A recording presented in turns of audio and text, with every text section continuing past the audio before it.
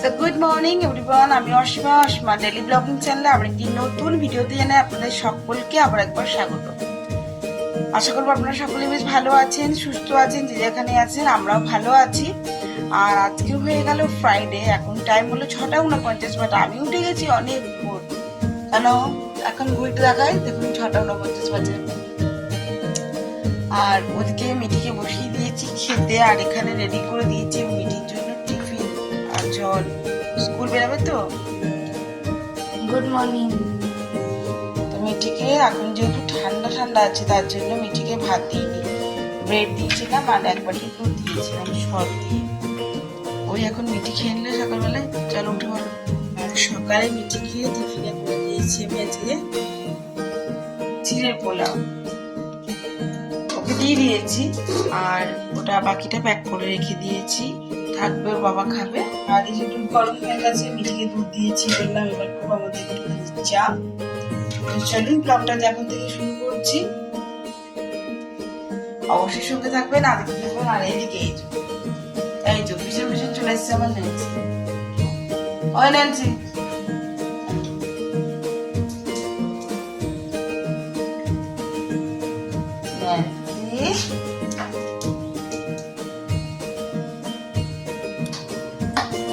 এখন সূর্যের আভা একবার করে উঠছে, ঠিক 6:50 নাগাদ।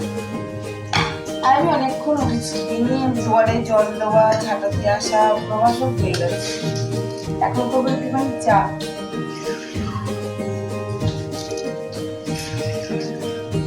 মিটিও ধরুন আসতে যাবেন, এখনো গাড়ি আসেনি, গাড়ি আসতে এখনো 5-7 মিনিট দেরি আছে।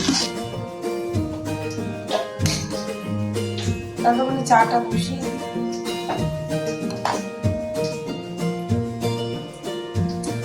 চলুন ব্লগটা আপনাদের সঙ্গে অবশ্যই আজকে সারাদিনটা আমি কন্টিনিউ করব, কি করছি না করছি। আর কালকে যাব, কাল স্যাটারডে, কালকে মিঠি স্কুল যাবে। কালকে মিঠি স্কুল থেকে আসার পর আমরা রাতের বেলায় মানে ওই 6-7 নাগাদ যাবো আমরা। আপনাদের সঙ্গে অবশ্যই সেটা আপডেট দেব।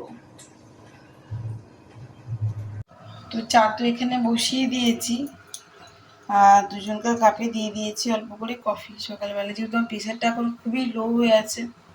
ওই যে দেখুন মিঠি রেডি হয়ে বসে আছে ভূতের মতো।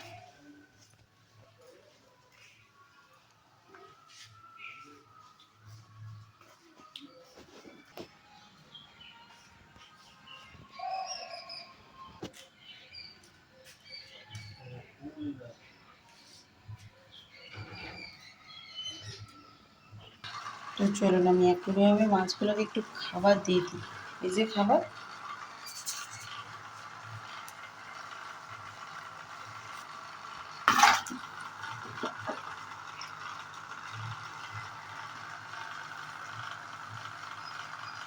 দেখুন মাছগুলো কেমন সুন্দর আসবে।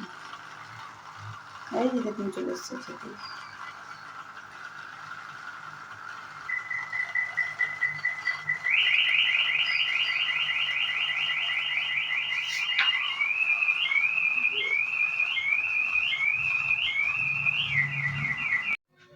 তো এখন ঘড়ির টাইম দেখতেই পাচ্ছেন 1:10, ঠিক আছে। আমার পুজো অনেকক্ষণ হয়ে গেছে, শুধু পুজো না, আমার রান্না হয়ে গেছে। আর প্যাকিংয়ের ট্রলিতে তো চলে গেছে অন্ডাল, আর এই যে ব্যাগটা আছে এটা আমি সঙ্গে করে ক্যারি করব। এটা করব আমি স্যাটারডের দিন, যেদিনকে আমরা অন্ডাল যাব। আচ্ছা দেখুন একবার ন্যান্সির ঘুমটা কেমন নিশ্চিন্তে চেয়ারের উপর বসে বসে ঘুমাচ্ছে।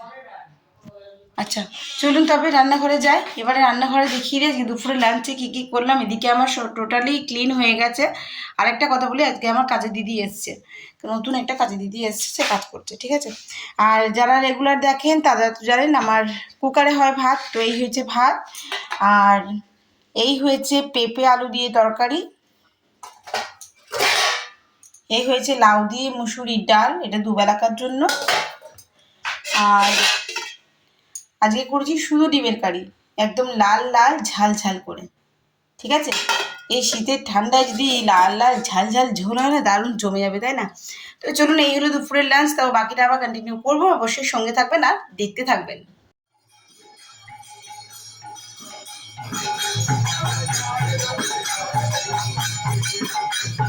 A few moments later.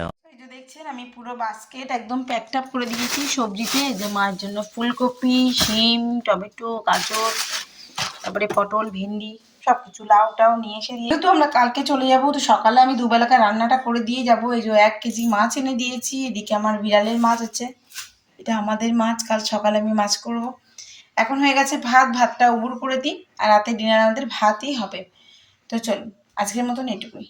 তো যাই হোক, এসে মাছগুলো ধুয়ে আমি মায়ের জন্য মাছ ভেজে দিয়েছি 2 পিস, আর আমি টেস্ট করার জন্য নিয়ে নিয়েছি এখানে 1 পিস, আর মায়ের জন্য 2 পিস ভাজা টেবিলে রেখে দিয়েছি।